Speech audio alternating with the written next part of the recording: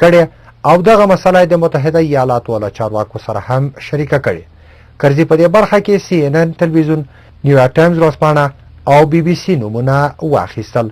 حامد کرزي د 15 په ورځ په کابل کې خبريالانو ته وویل چې لویدیځ رسنۍ تل په خپلو بحثونو کې له 2014 میلادي کال نه وروسته د هېواد حالات کړکېچن ښیي او په دې ډول غواړي چې په هېواد کې د بهرنیو شتون ګټور ثابت کړي. کرزي له ځینو کورنۍ رسنیو څخه هم ګیله وکړه چې د لویدیځو رسنیو په لارو ګام ږدي او د دوی کړنې تکراروي، خو په دې برخه کې د کومې ځانګړې رسنۍ نوم وانخیست. کرزي وویل چې د لویدیځو رسنیو د بېځایه تبلیغاتو شکایت خپل سیال باراک اوباما ته هم کړی دی. نوموړي یو ځل بیا د هېواد له کورنۍ رسنیو څخه هم وغوښتل چې د راتلونکي په اړه د افغانانو ذهنونه نوې اندېښنې راولاړې نه کړي او ډاډ یې څرګند کړ چې د بهرنیو ځواکونو له وتلو وروسته به هم افغانستان په پیاوړي ثبات سره پاتې کیږي. خو یو شمېر افغان ژورنالستان له جمهور رئیس کرزي سره په یوه ان نه دي چې ګڼې لویدیځې رسنۍ د هېواد پر ضد روانې جګړه پیل کړې ده. د آزادو ژورنالستانو د ملاتړ ادارې یعنې د رسنیو د څار مسؤل صدیق الله توحیدي په دې هکله وویل د هېواد د راتلونکي په اړه اندېښنه ښودل د روانې جګړې په معنا نه ده. تر دې مخکې هم جمهور رئیس کرزي او د وزیرانو شورا په خپلې وروستۍ غونډه کې د اطلاعاتو او کلتور له وزارته غوښتي وو چې د کورنیو رسنیو د هغو خپرونو مخه ونیسي چې خلکو ته نوې اندېښنې راولاړوي. کرزي په داسې مهال خپلې څرګندونې کړي چې نن هم لویدیځو رسنیو یو ځل بیا په خپلو راپورټونو کې خپاره کړي چې له افغانستانه د بهرنیو پوځیانو له وتلو سره به د کابل لویدیځ پلوه حکومت ړنګ شي او په دغه هېواد کې به د نویمې لسیزې تر کورنۍ جګړې سختې نښتې وشي. فرانس پریس خبري اژانس د نړیوال کرکټ د څانګې د وغړي کانداس رونډکس خبر راخیسته وایي د بهرنیو ځواکونو تر بهر کېدو وروسته بزدی په دې یقین سره دا ویلی شي چې په څه وخت کې به افغان حکومت ړنګ شي. رونډکس زیاتوي چې په 2014 او 15 میلادي کلونو کې به په کابل کې ګډوډي حاکمې وي او شخړې به واکمنې وي. د نړیوال کرکټ د همدې غړي په باور تر 90 کلونو اوس په افغانستان کې وسلې ډېرې شوې دي، نو شخړې به نورې هم سختې وي. د کانګي په نوم د سولې په نړیوال څېړنیز مرکز کې د افغانستان د چارو څېړونکی جیلس ډونسروپ بیا له افغانستانه د بهرنیو ځواکونو تر وتلو وروسته داسې فکر کوي چې طالبان به بیا واکمنان شي. دی وایي تر 2014 میلادي کال وروسته به له افغان حکومت سره د متحده ایالاتو مرستې لږې شي، نو د نوې کورنۍ جګړې په ترڅ کې به غالبا طالبان برلاسه شي. ناټو او لویدیځ هېوادونه په دې نظر دي چې تر 2014 میلادي کال وروسته به افغان ځواکونه دا وړتیا پیدا کړي چې خپل امنیت خوندي کړي. د متحده ایالاتو د بهرنیو چارو وزیر د څلورنۍ په ورځ په واشنګټن کې وویل د دې سربیره چې سختې ورځې مخکې دي افغان ځواکونو ته د امنیتي چارو سپارل سم روان دي. خو د افغانستان د چارو څېړونکي د رنسور د فرانسې خبري اژانس ته دا له رښتیا لرې وګڼله چې د ویلي دي چې لږ روزل شوي افغان سرتیري چې هوایي ځواک نه لري، لوژستیک وړتیا یې صفر ده او سره یو موټی هم نه دي، څرنګه کولی شي چې امنیتي چارې سمبال کړي. جمهور رئیس حامد کرزي هېواد ته د افراطیت او تروریزم د راتګ مخنیوي او د هغوی له سمبالولو څخه لاس اخیستل له پاکستان سره د ستراتیژیکو اړیکو د ټینګولو مهم شرطونه وبلل. کرزي د 15 په ورځ په کابل کې یو مطبوعاتي کنفرانس کې وویل چې په واشنګټن کې د افغانستان، برتانیا او پاکستان په وروستۍ درېاړخیزه غونډه کې هم پر دې مسلې خبرې کړي او باید چې پاکستان په افغانستان کې د امنیت او ثبات لپاره همکاري وکړي. کرزي څرګنده کړه چې د افغانستان او پاکستان ترمنځ هغه مهال ستراتیژیک اړیکې ټینګېدلی شي چې له پاکستان څخه افغانستان ته ناامني او بې ثباتي رانشي. دغه راز د نورو هغه عواملو او فعالیتونو مخه دې ونیول شي چې د افغانستان د خلکو د وژنې او د دې هېواد د ناکراریو لامل ګرځي. په دې وروستیو کې په ملي او نړیواله کچه داسې راپورټونه خپاره شول چې ګوند د افغانستان او پاکستان په خپل منځ کې د ستراتیژیکو همکاریو اړیکې ټینګوي او په دې اړه ځینې پرمختګونه هم شوي. د راپورټونو له مخې د پنجابي ځواکونو له لوري لا هم پر ختیځو ولایتونو راکټي بریدونه کیږي او سربیره پر دې چې دا مسله د ملګرو ملتونو د امنیت شورا ته د هېواد لخوا وړاندې شوې د دواړو هېوادونو اړیکې هم زیانمنې کړي دي. کرزي هم دې مسلې ته په اشارې وویل چې امریکا متحده ایالات حاضره نه ده چې د دې بریدونو په وړاندې له افغانستان څخه دفاع وکړي او نه هم دا خبره مني چې د پنجابي ځواکونو له لوري دومره ډېر توغندي پر افغانستان توغول کیږي.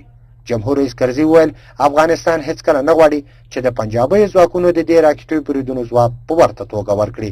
خدای ومنله چې هېواد هغه پوځي امکانات نه لري چې هغه سیمې وولي چې ورڅخه پر موږ توغندي توغول کیږي. کرزي زیاته کړه دوی پر دې خبرې کوي چې که متحده ایالات او ناټو ځواکونه امنیتي ځواکونه په پرمختللو وسایلو او تجهیزاتو نه سمبالوي نو دا هېواد له خپلو امکاناتو دا تجهیزات د سیمې له هېوادونو څخه ترلاسه کولی شي. افغان حکومت ټینګار کوي چې افغان امنیتي ځواکونه د دې هېواد د بشپړ امنیت ساتنې توان لري، خو ناټو او متحده ایالات باید د دې هېواد ځواکونه په پرمختللو وسلو او تجهیزاتو سمبال کړي.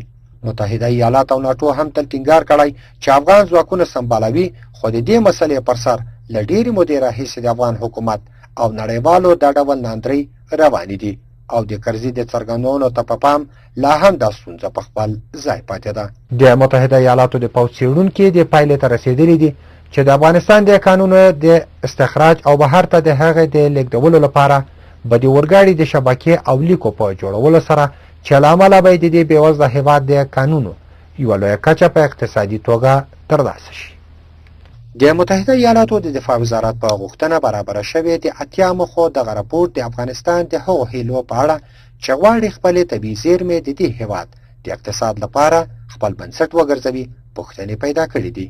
خو د بهرنیو چارو د وزارت وایي جانان موسازي بیا د اورګاډي د شبکې د جوړولو د لګښت په اړه شک څرګند کړی او ویلي دي چې په اوږده راتلونکي کې به په ټول افغانستان کې د اورګاډي د شبکې ګټه زیاته وي.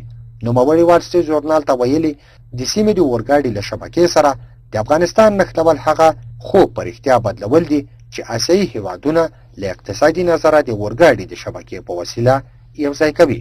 د متحده ایالاتو چارواکو تر دې دمه د دفاع وزارت لخوا د دغه راپور چې اوس مهال د یوې مسودې په بڼه دی کومه تبصره نه ده کړې. دغه راز افغان چارواکي دا هیله هم لري چې د طبیعي زیرمې به د دې هېواد د ناخالص کورني تولید نیمایي برخه جوړه کړي. خو د وال سټریټ ژورنال ورځپاڼې په وینا د افغانستان د قانونو څخه د ګټې اخیستو هیلې د ځینو پیچلتیاو له امله ځنډېدلې دي. ورځپاڼې په دې برخه کې په بامیان ولایت کې د اوسپنې د کان د راویستو مسلې ته چې د هند حکومت او یو شخصي کاناډایي کمپنۍ ته ورکړل شوی دی اشاره کړې او لیکلي دي چې د دې کان استخراج د اورګاډي یوې د باور وړ کرښې ته اړتیا لري. چینایي چارواکي هم له خپل لوري د عینکو مس کان لپاره د اورګاډي د کرښې په جوړولو غور کوي. خو هغو لویدیځو چارواکو چې د دې راپورټ له جزئیاتو خبر دي وال سټریټ ژورنال ته ویلي افغانستان به وتوانیږي چې د ډبرو د سکرو د کان په ګډون چې چین د راویستلو چارې پر غاړه اخیستي او د لارو په وسیله لیک کېدای شي د خپلو قانونو یو شمېر لویې پروژې پر مخ یوسي. په داسې حال کې چې افغان حکومت له چین غواړي چې د ډبرو سکرو د لیږد لپاره د اورګاډي لیکه جوړه کړي، ځکه چې د هغوی په وینا دا اړینه نه ده چې چین د ډبرو سکاره له افغانستان څخه بهر ته ولېږدوي. د پښتو تلویزیون قدرمنو لیدونکو دا و کورني خبرونه. نړۍ دا وخت له لږ ځنډ وروسته بیړني خبرونه د پیښو په اړه له پښتو رادیو تلویزیون څخه د پیښو له ځایه تازه بې پرې کره او پر وخت خبرونه مه هېروئ.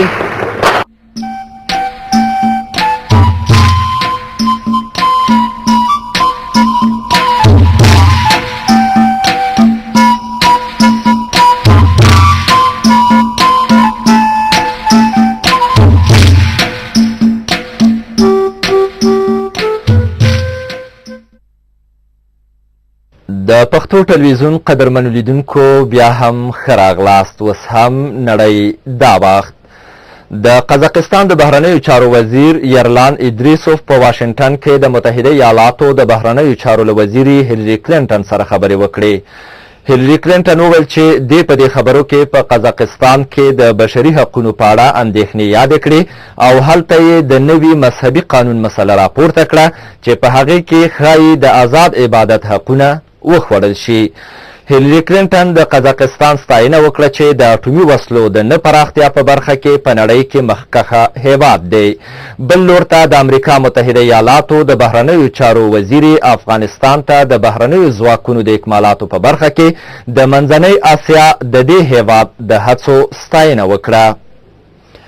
ترکیه وایي ځواکونو یې وروسته تر دې د سوریې په دننه کې یو شمېر اهداف په نښه کړل چې پر ترکیې د سوریې له خاورې د هاوان د ډزو په پایله کې 15 ملکیان ووژل شول. د سوریې چارواکو ویلي چې په دې اړه څېړنه کوي او د پیښې له قربانیانو سره یې خواخوږي څرګنده کړه.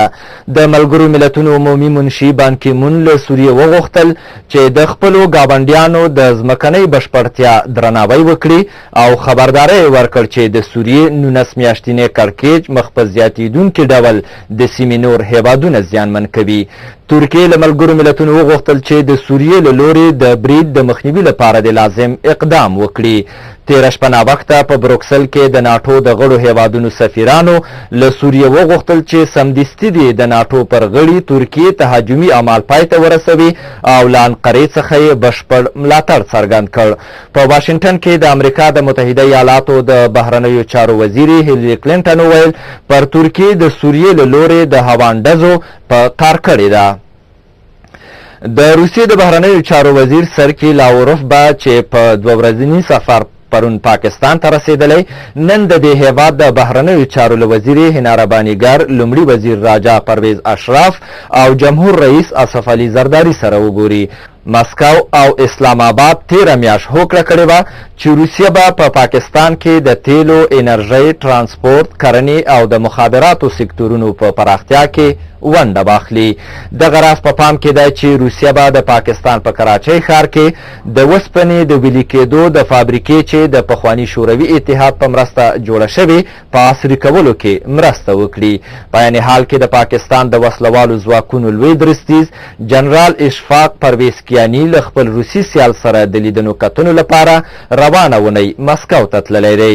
په ایران کې ډیرو صرافانو د ډالرو راکړه ورکړه ځنډولې او حکومت یې تورن کړی چې پر ملي پیسې ریال بیرته د باور په ټینګولو کې پاتې راغلی دی.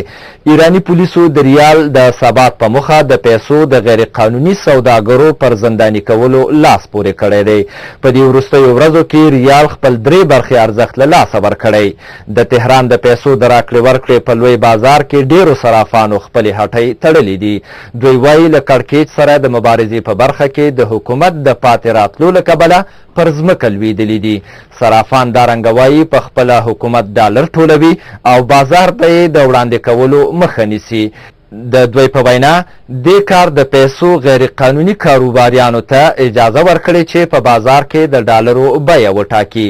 د درېنۍ په ورځ ولسمشر احمدي نژاد لویدیځ تورن کړ چې د بندیزونو د لګولو له لارې د ایران پر ضد اقتصادي جګړه مخ ته بیایي، خو د هغه دغو څرګندونو په کور دننه کوم اغیز نه درلود ځکه د هغه له وینا وروسته د ریالو بیې لوېدو ته دوام ورکړی دی. د پښتو ټلویزیون قدرمنو لیدونکو دا وه زموږ د دې مهال خبري مجله چې تاسو ته مو وړاندې کړه. له ملتیا مو مننه، بریالي اوسئ. او اوس هم د نن او سبا ورځې د هوا حالاتو وړاندوینه چې د سانتیګریډ په کچه اټکل شوې ده. نن کابل لمر د تودوخې لوړه درجه 20 سبا کابل لمر د تودوخې لوړه درجه 28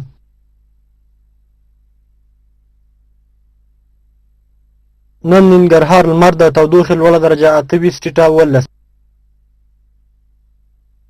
سبا ننګرهار لمر د تودوخې لوړه درجه 28 نن کندهار لمر د تودوخې لوړه درجه 10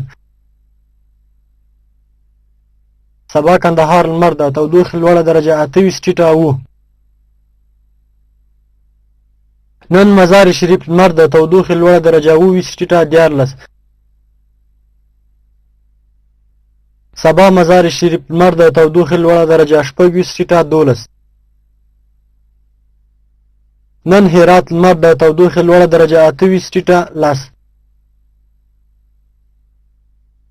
سبا هرات لمر د تودوخې لوړه درجه 29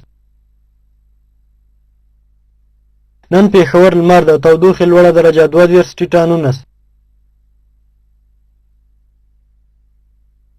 سبا پېښور لمر د تودوخې لوړه درجه 22 همدارنګه کوټه نن لمر د تودوخې لوړه درجه 28 سبا کوټه لمر د تودوخې لوړه درجه 26 ټیټه 8